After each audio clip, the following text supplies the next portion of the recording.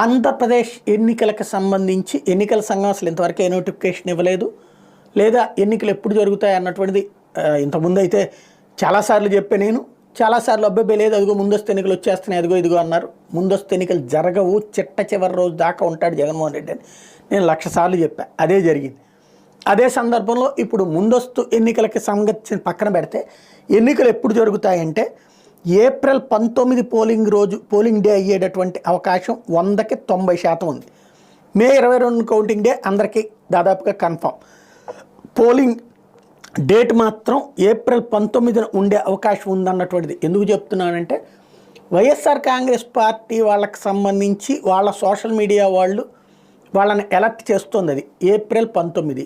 ఇప్పుడు దాదాపుగా అంటే ఇంకొక 2 నెలలు ఎన్నికలుకి టైం ఉంది అన్నటువంటి విషయం ఇక్కడ గుర్తుపెట్టుకోవాల్సినటువంటి అవసరం ఉంది.